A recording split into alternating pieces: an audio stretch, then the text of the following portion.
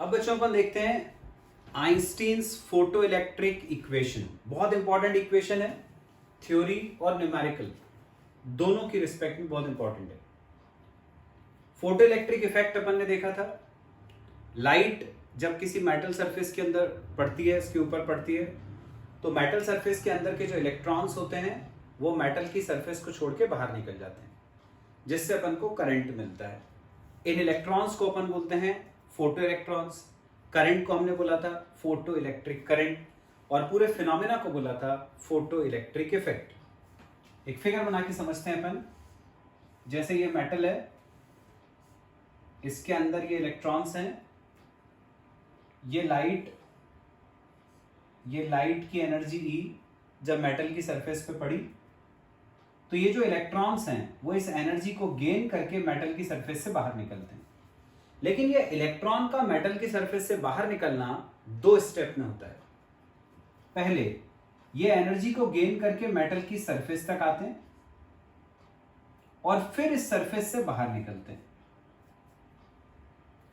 तो जितनी एनर्जी को लेकर ये मेटल की सरफेस तक आते हैं, उतनी एनर्जी को अपन बोलते हैं वर्क फंक्शन। इतने को बोलते हैं वर्क फंक्शन। डिनोट करते हैं इसको फाई से। और बाकी एनर्जी को लेके ये यहां से आगे चलते हैं। जिस एनर्जी को लेके आगे मूव करते हैं वो होती है इनकी काइनेटिक एनर्जी। ठीक है, तो जितनी भी एनर्जी लाइट की आती है वो यहां पर यूज होती है टू वेज में। उसका एक पार्ट यूज होता है वर्क फंक्शन के फॉर्म में, जो इलेक्ट्रॉन्स को यहां से उठाकर मेटल की सरफेस तक लाता है, और फिर उसके बाद जो बची हुई एनर्जी है उसको इलेक्ट्रॉन्स यूज करते हैं in the form of kinetic energy. इसका मतलब यह हुआ कि यदि लाइट की एनर्जी ई है तो वो दो पार्ट में यूज हुई, work function plus kinetic energy, दो पार्ट में यूज होती है। अब लाइट की जो एनर्जी होती है ये छोटे छोटे पैकेट्स के फॉर्म में होती है, जिसमें एक पैकेट की जो एनर्जी है वो होती है एच न्यू। तुमने लास्ट ईयर पढ़ी है प्लैंक्स क्वांटम थ्योरी। उसके according energy of light is in the form of small packets. एक पैकेट को अपन एक फोटॉन बोलते हैं। एक फोटॉन की एनर्जी फ्रीक्वेंसी के प्रोपोर्शनल होती है। प्रोपोर्शनलिटी का साइन हटाएंगे तो कांस्टेंट आएगा एच। इस एच को हमने कहा था प्लैंक्स कांस्टेंट। ये थी प्लैंक्स क्वांटम थ्योरी। तो ये लाइट की एनर्जी हो गई ई, जिसकी वैल्यू मैंने बताई h nu equal to phi plus kinetic energy. अब काइनेटिक एनर्जी हम जानते हैं हाफ एम वी स्क्वायर, ये आ गया। इसको अपन ने फर्स्ट इक्वेशन नाम दे दिया। अब मैं इस वर्क फंक्शन की वैल्यू निकालता हूं। ये यहां पे जो फाई है उसकी वैल्यू निकालता हूं। इफ यदि मान लो लाइट की जो फ्रीक्वेंसी है वो न्यू नॉट के बराबर है। न्यू नॉट को अपन बोलते हैं थ्रेशोल्ड फ्रीक्वेंसी। Threshold frequency. यदि लाइट की फ्रीक्वेंसी थ्रेशोल्ड फ्रीक्वेंसी के बराबर है तो इलेक्ट्रॉन्स को सिर्फ इतनी एनर्जी मिल पाती है कि वो सरफेस तक जा पाए, यहां से आगे नहीं जा पाते। आगे नहीं जा पाते इसका मतलब उनको काइनेटिक एनर्जी नहीं मिल पाएगी। तो यदि न्यू नॉट के बराबर है तो इलेक्ट्रॉन्स के पास काइनेटिक एनर्जी नहीं आएगी, मतलब उनका V 0 रहेगा। तो अब अपन क्या करेंगे, ये जो फर्स्ट इक्वेशन बनाई थी इसमें यदि हम न्यू की जगह न्यू नॉट रखेंगे तो V की जगह पर अपने को 0 रखना पड़ेगा, क्योंकि जब इंसिडेंट लाइट की फ्रीक्वेंसी थ्रेशोल्ड फ्रीक्वेंसी के बराबर होती है तो इलेक्ट्रॉन को सिर्फ इतनी एनर्जी मिल पाती है कि वो मेटल की सरफेस तक आ जाए, पर उससे आगे चल पाए इतनी एनर्जी उसको नहीं मिल पाती। तो हम न्यू की जगह रखेंगे न्यू नॉट, फाई ऐसे ही है, वेलोसिटी की जगह 0, तो ये 0 हो गया। तो फाई की वैल्यू आ गई एच न्यू नॉट। ये फाई आ गया, जिसको हमने बोला था वर्क फंक्शन। तो ये अपने को वर्क फंक्शन की वैल्यू पता चल गई। इस वैल्यू को हम फर्स्ट इक्वेशन में डाल देते हैं फाई की जगह। तो ये हो जाएगा h nu equal to, phi की जगह रखा h nu not plus half m v square, ऐसे ये एच न्यू नॉट इधर आके माइनस हो जाएगा। तो h nu minus h nu not equal to हो गया half m v square. H common, अंदर बचा nu minus nu not equal to हो गया हाफ एम वी स्क्वायर। ये जो इक्वेशन आ गई इसको हम बोलते हैं आइंस्टीन्स फोटो इलेक्ट्रिक इक्वेशन। ये जो इक्वेशन बनी इसको कहते हैं Einstein's photo electric equation. Next topic है बच्चों, relation between stopping potential and threshold frequency. Stopping potential हमने पढ़ा था, अपन ने पढ़ा था कि जब अपन कलेक्टर को, जो इलेक्ट्रॉन्स को लेता है, जब हम उसको रिटार्डिंग पोटेंशियल देते हैं, नेगेटिव पोटेंशियल देते हैं, तो एक स्टेज ऐसी आती है जब फास्टेस्ट मूविंग इलेक्ट्रॉन भी कलेक्टर तक नहीं पहुंच पाता है ना। ऐसा ग्राफ अपन ने बनाया था, तुम्हें याद हो तो ऐसा ग्राफ बनाया था। यहां पर नेगेटिव पोटेंशियल दिया था माइनस वी नॉट, जिसको हमने बोला था स्टॉपिंग पोटेंशियल। वाई एक्सिस पे था यहां पे फोटो इलेक्ट्रिक करंट, यहां पे था करंट। तो दिख रहा है तुम्हें कि यहां पर करंट की वैल्यू 0 है। तो ये वो पोटेंशियल होता है जिसपे फास्टेस्ट मूविंग इलेक्ट्रॉन, यहां से जिसको अपन ने कैथोड बोला था, ये एनोड बोला था, यहां से फास्टेस्ट मूविंग इलेक्ट्रॉन जो है वो भी इस तक नहीं पहुंच पाता। एनोड जिसको अपन कलेक्टर बोलते हैं वहां तक नहीं पहुंच पाता, क्योंकि अपन ने इसको नेगेटिव पोटेंशियल पे रख दिया। तो ये नेगेटिव, इन नेगेटिवली चार्ज इलेक्ट्रॉन्स को रिपेल करता है, फास्टेस्ट मूविंग इलेक्ट्रॉन भी वहां तक नहीं पहुंच पाता। ठीक, तो ये वो स्टॉपिंग पोटेंशियल होता है जिसपे अपने को करंट की वैल्यू जो है वो 0 मिलती है। तो ये मैंने बताया था स्टॉपिंग पोटेंशियल। दूसरी टर्म इसमें अपन क्या यूज कर रहे हैं, थ्रेशोल्ड फ्रीक्वेंसी। अभी हमने पढ़ी थ्रेशोल्ड फ्रीक्वेंसी, जिसको हम न्यू नॉट से डिनोट करते हैं। ये वो मिनिमम फ्रीक्वेंसी होती है जिसपे लाइट जब इंसिडेंट होती है तो इलेक्ट्रॉन्स जो हैं वो यहां से निकलकर मेटल की सरफेस तक आते हैं। यदि इंसिडेंट लाइट की फ्रीक्वेंसी थ्रेशोल्ड फ्रीक्वेंसी के बराबर हुई तो इलेक्ट्रॉन्स यहां से निकलकर मेटल की सरफेस तक आ जाते हैं। ठीक, ये दो चीजें हैं जिनमें अपन को रिलेशन निकालना है। किस किस पे, थ्रेशोल्ड फ्रीक्वेंसी न्यू नॉट और स्टॉपिंग पोटेंशियल वी नॉट, इन दोनों में अपन को रिलेशन चाहिए। अब अभी अपन ने पढ़ी आइंस्टीन्स फोटो इलेक्ट्रिक इक्वेशन। क्या थी photo electric equation, half m v square equal to h bracket में न्यू माइनस न्यू नॉट। ये थी Einstein's photo electric equation. Half m v square क्या है, यहां पे काइनेटिक एनर्जी। यदि मान लो अपन ने उस काइनेटिक एनर्जी को k लिखा तो k इक्वल टू हो गया h new minus nu not. Fastest moving electron के लिए यदि अपन लिख रहे हैं तो यही काइनेटिक एनर्जी का एक्सप्रेशन हो जाएगा k maximum for fastest moving electron. Fastest moving electron के लिए k मैक्सिमम इक्वल टू हो जाएगा h new minus nu not. एक इक्वेशन हो गई। बट तुम्हें याद हो तो हमने एक रिलेशन पढ़ा था k maximum equal to E into v not. k maximum equal to होता है E वी नॉट। ये कहां से आया था, तो मैंने बताया था यहां पर जब अपन पोटेंशियल डिफरेंस दोनों के बीच में V नॉट रखते हैं, तो इस पोटेंशियल डिफरेंस की वजह से जो यहां का कलेक्टर है वो नेगेटिव पोटेंशियल होने की वजह से फास्टेस्ट मूविंग इलेक्ट्रॉन को भी रोक देता है। इसका मतलब इसके द्वारा किया गया वर्क फास्टेस्ट मूविंग इलेक्ट्रॉन की काइनेटिक एनर्जी के बराबर हो जाता है। ठीक है, और अपन जानते हैं V होता है W/Q, तो वहां से W हो गया था Q into V, Q electron का चार्ज E, तो EV इक्वल टू हो गया था K मैक्सिमम। स्टॉपिंग पोटेंशियल पे अपन V को V नॉट लिखते हैं ऐसे, तो ये आया था K maximum equal to EV not, वही मैंने यहां पे यूज करा हुआ है। ये सेकेंड इक्वेशन होगी। अब देखो दोनों की लेफ्ट हैंड साइड से मैं RHS को इक्वल करा, तो EV नॉट इक्वल टू आ गया H new minus nu not.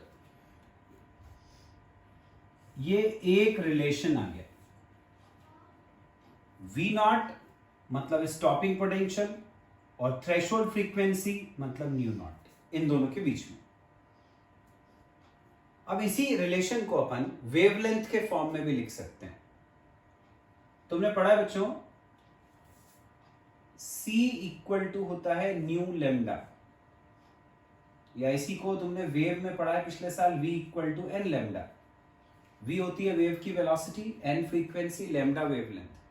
यहां पर वेलोसिटी को हम C लिख रहे हैं, फ्रीक्वेंसी को न्यू लिख रहे हैं, तो C इक्वल टू होता है न्यू लेमडा। अब यहां से भी अपन न्यू की वैल्यू निकाल लें तो C upon lambda. Similarly new not निकालेंगे तो C अपॉन लेमडा नॉट। ये जो दो वैल्यूज हैं न्यू और न्यू नॉट की, उनको हम यहां और यहां रखते हैं, तो क्या हो जाएगा EV not equal to H, nu की जगह रखा C upon lambda, nu not की जगह C upon lambda not, C common, अंदर बचा 1 upon lambda minus 1 upon lambda not. ये आ गया, ये एक और रिलेशन हो गया। जैसे न्यू नॉट को हम बोलते हैं थ्रेशोल्ड फ्रीक्वेंसी, वैसे लेमडा नॉट को अपन बोलते हैं थ्रेशोल्ड वेवलेंथ। ये कहलाती है थ्रेशोल्ड वेवलेंथ। यही रिलेशन अपन को डिराइव करना था। अब बच्चों एक बहुत इंपॉर्टेंट ग्राफ है, graph between stopping potential and frequency. Stopping potential मतलब V नॉट और फ्रीक्वेंसी मतलब न्यू, इन दोनों के बीच में ग्राफ। इस ग्राफ को समझने के लिए जो अपन ने अभी इक्वेशन डिराइव करी थी, हम उसी का यूज करेंगे। हमने इक्वेशन डिराइव करी EV नॉट इक्वल टू होता है H new minus nu not. E को नीचे ले जाके डिवाइड कर दें अपन, तो V नॉट इक्वल टू हो गया, E नीचे गया और ब्रैकेट खोला, तो H upon E into nu minus H upon E into nu not, ऐसा हो गया। बट अपन ने पढ़ा था work function phi equal to होता है H न्यू नॉट, तो जहां पर H न्यू नॉट लिखा है हम उसकी जगह फाई लिख सकते हैं, तो V नॉट आ गया H upon E into nu minus phi. ये इक्वेशन आ गई। अब ये इक्वेशन बच्चों अपन देखें किसके समान है। यदि अपन V नॉट को y एक्सिस पे प्लॉट करें, इसको y एक्सिस पे ले लें हम, न्यू को यदि हम x एक्सिस पे ले लें, तो ये y और ये x हो गया, तो ये इक्वेशन किसके समान हो गई, ये y equal to mx plus c के समान इक्वेशन आ गई। y की जगह v नॉट है, x की जगह न्यू है, m की जगह पर h अपॉन ई है। m मतलब स्लोप ऑफ द लाइन है, वो हो गया h अपॉन ई। h अपॉन ई मतलब पॉजिटिव आ रहा है। किसी लाइन का स्लोप यदि पॉजिटिव होता है तो वो नीचे से ऊपर जाती है, स्लोप नेगेटिव होता है तो वो ऊपर से नीचे जाती है। मतलब हमको पता चल गया कि ये जो ग्राफ है वो नीचे से ऊपर की तरफ जाने वाला है क्योंकि इसका स्लोप पॉजिटिव आ रहा है। C क्या होता है, C होता है intercept cut on y axis. Intercept cut on Y axis, यहां सी की जगह पर क्या आ रहा है -5 अपॉन में ई भी था, इसको 5 लिखा था अपॉन में ई, ये तो सी कैसा आ रहा है नेगेटिव आ रहा है, नेगेटिव आ रहा है। इसका मतलब कि जो intercept cut on Y axis है वो नीचे की तरफ है, नेगेटिव है। मतलब लाइन कैसी जानी चाहिए, ऊपर की तरफ जानी चाहिए, लेकिन वाई एक्सिस के ऊपर इंटरसेप्ट कट करना चाहिए नेगेटिव। तो लाइन का ग्राफ यदि अपन बनाए तो कैसा बनेगा, एक्स एक्सिस पे हमने लिया न्यू, वाई एक्सिस पे हमने लिया वी नॉट, ये ग्राफ स्ट्रेट लाइन, क्योंकि लाइन की इक्वेशन के समान इक्वेशन आ रही है, स्लोप पॉजिटिव मतलब लाइन ऊपर की तरफ जाएगी, और वाई एक्सिस के ऊपर इंटरसेप्ट कट कर रही है नेगेटिव, मतलब लाइन ऐसी बनेगी, ये इंटरसेप्ट कर रही है जो नेगेटिव साइड है।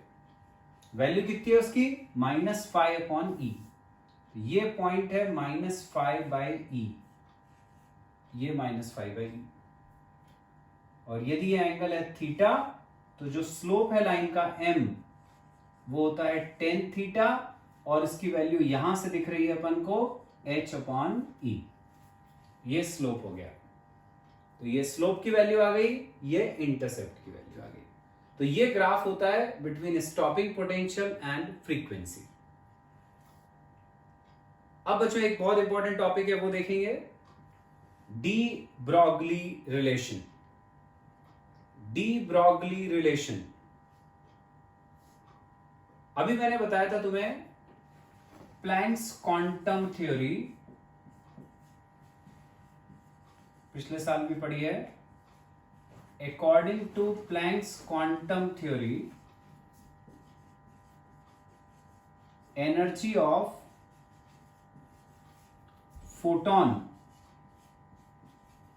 हमने पढ़ा लाइट की एनर्जी छोटे छोटे पार्टिकल्स के फॉर्म में होती है, एक एक पार्टिकल को अपन एक फोटोन बोलते हैं।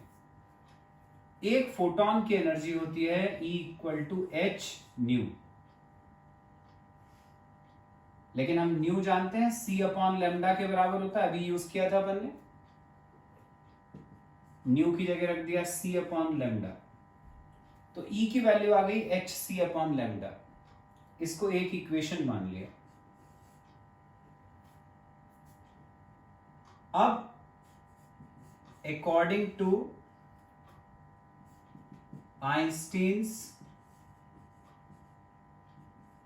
मास एनर्जी रिलेशन, बड़ा फेमस रिलेशन है आइंस्टीन का मास एनर्जी रिलेशन, उसके अकॉर्डिंग यदि कोई पार्टिकल लाइट की स्पीड से चलता है तो उसकी एनर्जी होती है E = mc², ये इक्वेशन नंबर 2।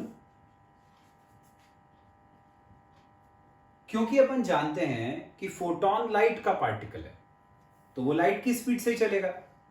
इसका मतलब ये एनर्जी जो प्लैंक्स ने बताई और ये एनर्जी जो आइंस्टीन ने बताई, दोनों इक्वल होना चाहिए, तो दोनों को इक्वल करा, तो hc/λ = mc²,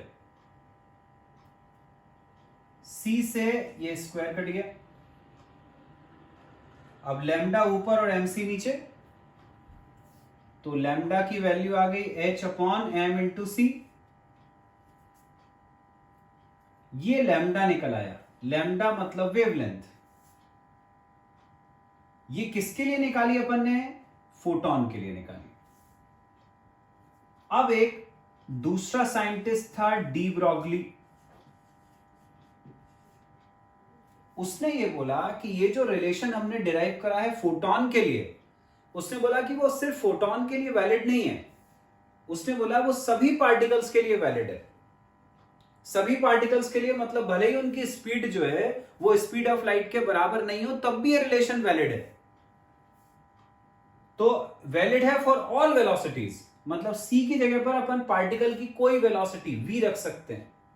तो डी ब्रॉगली के अकॉर्डिंग ये रिलेशन को हम लैम्डा = h/m v भी लिख सकते हैं। अब ये जो नीचे आ रहा है m × v, ये क्या हो गया, मास × वेलोसिटी। मास × वेलोसिटी क्या होता है, मोमेंटम डिनोटेड बाय p, तो हम इसी को लिख लेंगे लैम्डा = h/p। ये जो रिलेशन आया इसको हम बोलते हैं डी ब्रॉगली रिलेशन। ये कहलाता है डी ब्रॉगली रिलेशन। और ये जो वेवलेंथ आई है लैम्डा, ये कहलाती है डी ब्रॉगलीज वेवलेंथ। ये डी ब्रॉगली वेवलेंथ कहलाती है और रिलेशन जो है इसको हम बोलते हैं D Broglie relation. Next topic है बच्चों फोटो सेल। नाम से पता चल रहा है फोटो मतलब लाइट, और सेल अपन को पता है वो होता है जो हमें इलेक्ट्रिसिटी देता है। तो फोटो सेल एक ऐसा डिवाइस होता है जो लाइट एनर्जी को कन्वर्ट करता है इनटू इलेक्ट्रिकल एनर्जी। तो ऐसा device which converts light energy into electrical energy, ऐसे डिवाइस को अपन बोलते हैं फोटो सेल। फोटो सेल का कंस्ट्रक्शन देखें, इसमें एक इवैक्यूएटेड ग्लास बल्ब होता है। ये 2 इलेक्ट्रोड्स हैं इसमें। एक ये सेमी सिलेंड्रिकल शेप का, आधा सिलेंडर है ये, सेमी सिलेंड्रिकल शेप का एमीटर होता है जिसको अपन कैथोड बोलते हैं। ये बना होता है फोटो सेंसिटिव मटेरियल का। फोटो सेंसिटिव मटेरियल मतलब जैसे उसके ऊपर लाइट पड़ेगी तो उसमें से इलेक्ट्रॉन निकलने लगेंगे। अब इन इलेक्ट्रॉनों को लेने के लिए, कलेक्ट करने के लिए उसके सामने एक एनोड होता है जो कलेक्टर कहलाता है। ये एक वायर लूप के फॉर्म का होता है। क्योंकि अपन ने इसको कैथोड बोला है तो ये नेगेटिवली चार्ज होना चाहिए, तो इसको हमने बैटरी के नेगेटिव से कनेक्ट करा है। ये एनोड है वायर लूप, पॉजिटिवली चार्ज होना चाहिए, हमने इसको यहां पे पॉजिटिव से कनेक्ट करा हुआ है। यहां पर एक माइक्रो एमीटर लगाते हैं जो करंट को मेजर करता है। मैंने पहले भी बताया था फोटो इलेक्ट्रिक इफेक्ट में कि करंट बहुत कम मिलता है अपन को, इसलिए हम माइक्रो एमीटर लगाते हैं। प्रोसीजर सिंपल है। ये इंसिडेंट लाइट इसके ऊपर पड़ेगी, फोटो सेंसिटिव मटेरियल में से इलेक्ट्रॉन्स निकलेंगे। इन इलेक्ट्रॉन्स को ये पॉजिटिवली चार्ज एनोड अट्रैक्ट करेगा। ये इलेक्ट्रॉन्स यहां से फ्लो करके वायर में मूव करेंगे तो अपन को करंट मिलने लगेगा। उस करंट को हम इस माइक्रो एमीटर की मदद से मेजर कर लेंगे। तो इस तरह से अपन ने लाइट की एनर्जी को यहां इलेक्ट्रिक करंट में कन्वर्ट कर लिया। ये प्रिंसिपल होता है फोटो सेल का। अब फोटो सेल को यूज कहां करते हैं अपन? फोटो सेल को यूज करा जाता है टेलीविजन कैमरा में। फोटो सेल को अपन यूज करते हैं बर्गलर अलार्म और फायर अलार्म्स में। अब बच्चों एक बहुत इंपॉर्टेंट टॉपिक है de Broglie wavelength of electron. Electron की डी ब्रॉगली वेवलेंथ। सपोज ये एक एमीटर है, यहां से इलेक्ट्रॉन निकल रहा है। ये कलेक्टर है जिसकी तरफ ये मूव कर रहा है। दोनों के बीच में जो पोटेंशियल डिफरेंस अपन ने अप्लाई करा है वो है V। तो मान लिया अपन ने let an electron be accelerated through a potential difference V। इस V पोटेंशियल डिफरेंस की वजह से इलेक्ट्रॉन यहां से मूव करके वहां तक जा रहा है। इस इलेक्ट्रॉन को यहां से वहां तक ले जाने में जितना वर्क करना पड़ेगा इस पोटेंशियल डिफरेंस के द्वारा, वो अपन निकालें। तो हमने पढ़ा है वर्क पोटेंशियल का formula, work done per unit charge. यहां से W हो गया Q इंटू V। अपना चार्ज पार्टिकल इलेक्ट्रॉन है जिसका चार्ज E होता है, तो W हो गया E इंटू V। पहले भी बता चुका हूं ये फॉर्मूला। ये अपनी फर्स्ट इक्वेशन है। सपोज ये इलेक्ट्रॉन यहां से उधर जा रहा है वेलोसिटी V से। अब अपन ने पिछले साल एक थ्योरम पढ़ी है, वर्क एनर्जी थ्योरम। क्या थी वो वर्क एनर्जी थ्योरम, याद होगी तुम्हें? Work done equal to change in kinetic energy, W equal to delta K. Delta K का मतलब चेंज इन एनर्जी, तो final kinetic energy minus initial kinetic energy, K F minus K. अब work done तो हम निकाल चुके, EV वो रख दिया। Final kinetic energy half m v square minus initial. अब जब ये पार्टिकल इलेक्ट्रॉन जो है वो यहां से यहां तक चला तो उसकी वेलोसिटी v है। इनिशियल का मतलब जब यहां पे था, तो वो शुरू में जब चले ही नहीं था उस समय उसकी वेलोसिटी 0, और उसके बाद वो लगातार v वेलोसिटी से चलता रहा। तो फाइनल v है, इनिशियल जब वो यहां से मेटल की सरफेस पे आया था उस समय उसके पास कोई वेलोसिटी नहीं थी, 0। इनिशियली वो मूव नहीं कर रहा था। तो EV इक्वल टू हो गया हाफ एम वी स्क्वायर, ऐसा आ गया। अब यहां से हम क्रॉस मल्टीप्लाई करके V निकाल लें, तो V स्क्वायर हो जाएगा 2EV अपॉन m, ये 2 ऊपर m नीचे, ये V स्क्वायर की वैल्यू आ गई। यहां से V निकालोगे तो स्क्वायर हटेगा तो रूट लग जाएगा यहां पे, 2EV बाय m, ये V आ गया। V मतलब इलेक्ट्रॉन की वेलोसिटी आ गई। इसको मान लेता हूं मैं इक्वेशन नंबर 2। अब हमने पढ़ा था de Broglie relation. De Broglie relation हमने क्या पढ़ा था? डी ब्रॉगली के according lambda equal to h upon p true था सारे पार्टिकल्स के लिए, फॉर ऑल मटेरियल पार्टिकल। सिर्फ फोटॉन के लिए वैसे जरूरी नहीं है। पी क्या पढ़ा था? मोमेंटम। मोमेंटम क्या होता है? Mass into velocity. इसमें v की जगह पर ये वैल्यू डाल देते हैं, तो ये हो जाएगा h upon m into v की जगह under root 2EV upon m, ऐसा आ गया। अब ये जो m रूट के बाहर है इसको अपन अंदर ले जाएं, अंदर जाके स्क्वायर हो जाएगा, तो लैम्डा हो जाएगा h upon under root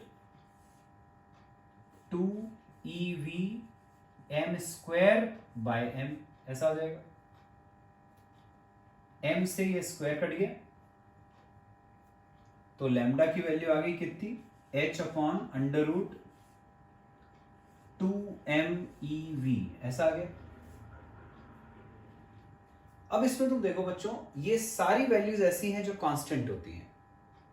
h को अपन बोलते हैं प्लैंक्स कांस्टेंट। प्लैंक्स कांस्टेंट की वैल्यू फिक्स होती है 6.63 into 10 to the power minus 34 joule second, h की वैल्यू।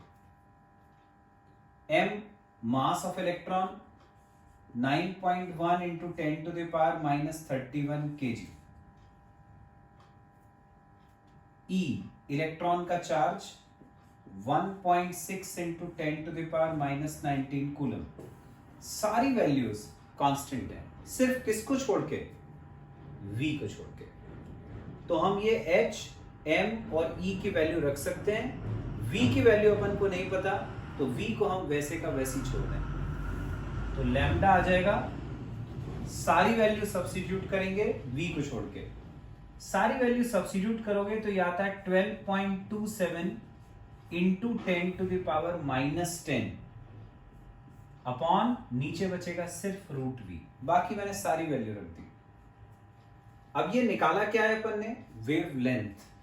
लेंथ है, लेंथ की यूनिट क्या होती है? मीटर, तो ये आएगा मीटर में।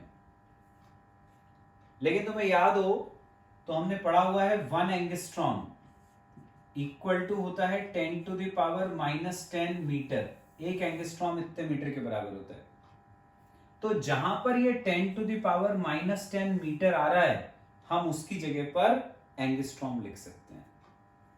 तो वेवलेंथ लैम्डा आ गई 12.27 upon under root v angstrom. ये वेवलेंथ आ गई इलेक्ट्रॉन की, क्योंकि ये डी ब्रॉगली रिलेशन से निकाली है इसलिए अपन इसको बोलते हैं D Broglie wavelength of electron. अब इसके ऊपर बेस्ड क्वेश्चन कैसा आता है बच्चों? क्वेश्चन आ जाएगा कि an electron is accelerated through a potential difference of 100 volt, find de Broglie wavelength. तो पोटेंशियल डिफरेंस दिया हुआ है, मतलब वी पता है, डी ब्रॉगली वेवलेंथ मतलब लैम्डा निकालना है। तो लैम्डा का फॉर्मूला हमने पढ़ा 12.27 upon under root v. V मैंने बोला कितना दिया है 100, वी की जगह 100 रख देंगे अपन यहाँ पे। तो लैम्डा हो जाएगा 12.27 अपॉन अंडर रूट ऑफ 100 मतलब 10, तो ये आ जाएगा 1.227 एंगस्ट्रॉम। ये निकला ही वेवलेंथ, बस इतना ही अपन को पता करना था। आगे आंसर।